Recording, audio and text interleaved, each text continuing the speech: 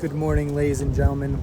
Today we are at the Jungle Habitat H2H race, XC race that is, racing the Cat 3 8-mile course with Dante, who is actually Max today because Max could not make it.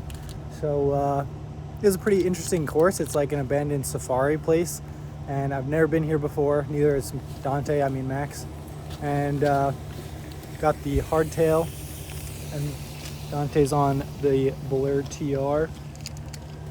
So it's been a lot of rain lately, so hopefully the course is doing okay. Seeing that people who have raced it already are fairly muddy, but just from driving by it doesn't seem too bad. So just gonna do our best. Any words, Dante? Oh, I'm gonna do my best. I've got some supplements. It's like steroids, but it's not. And you know, I'm kind of a cross-country champ. So this is nationally ranked event. When people think of me, they think, oh, that guy is cross-country. You see like people with the rollers, the trainers, warming up in the tent? Yeah, I did. Yeah. But and they're like 10. Yeah. They're gonna beat me. Those 10-year-olds, they're gonna kick my ass. Yeah. Alright, so here we are for the first race of 2025. Like I said with the Frosty Woods race, I wanted to get into the XC a little bit more, even though my hardtail is not that XC oriented. So to start this year off, we're doing the Jungle Escape at Jungle Habitat. This is a trail system out in West Milford, New Jersey. Like I said, it's kind of an abandoned safari park.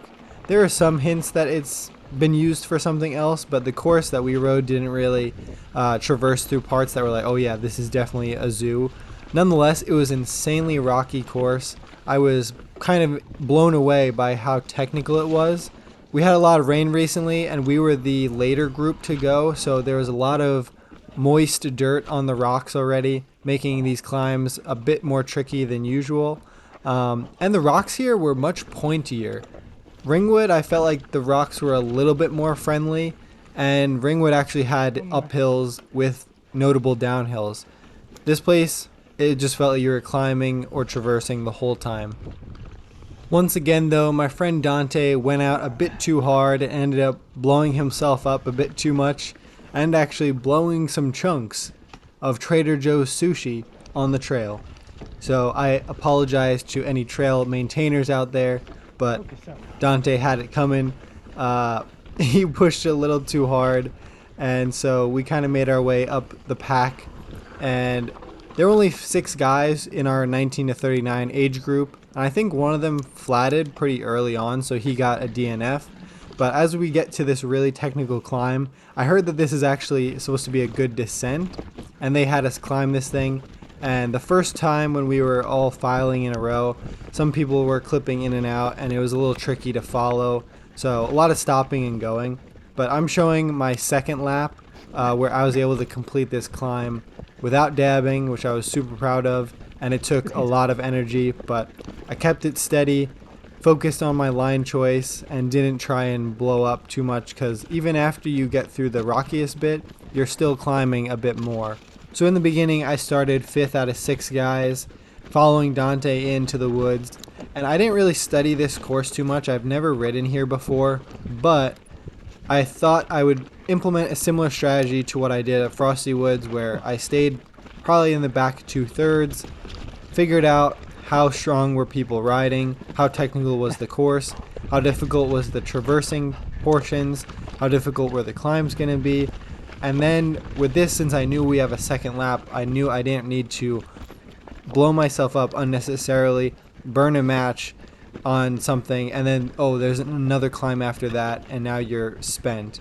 So you'll see here, I was following a guy for most of the first lap, and I knew that we were pretty similarly matched with the endurance, but honestly, I know that kind of having someone follow you the whole time makes you push a little bit harder. And I'm sorry, he kept asking me if I wanted to pass, but I really didn't want to yet, because I wanted to finish the first lap, see what everything was, and then I would contemplate if I wanted to make a move or not. Also, at this point, we thought that there might have been one more guy in front of us, but actually he was P1 and I was P2 here.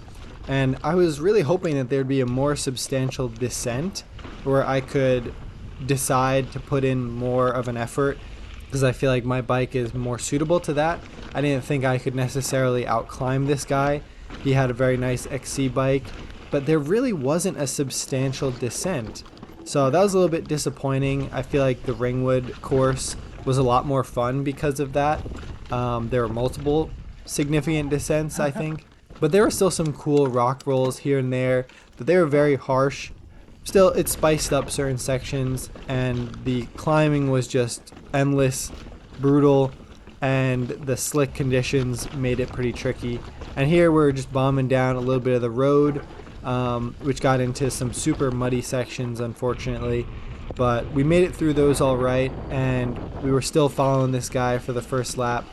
But once we get to the second lap, I decided to put a gap on him when we got to more of a traversing point.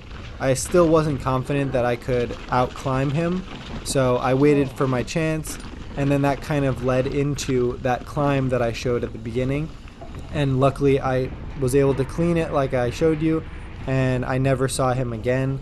I got passed by some high school kid, but I was pretty confident he wasn't in our group, so that was all good. Yeah, just maintained a steady effort all the way through. I really wanted to change my GoPro battery because of course it died again. I can't seem to get through an entire race without killing my GoPro battery. It was still pretty cold this day, so it is what it is. Hopefully with the next race that I do, it'll be warm enough that the GoPro battery will survive. But here you see me finishing this race. Honestly, this little section right here was probably the funnest downhill of the whole race for the short course. This is me finishing the race, P1, which is really cool. And let's see me at the podiums.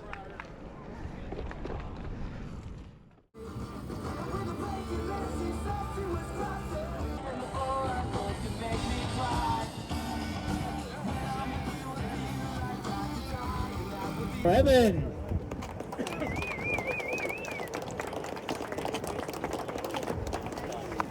Evan, what's your shirt size? What's your medium? Large? Large. Hold on a second, give you some prizes.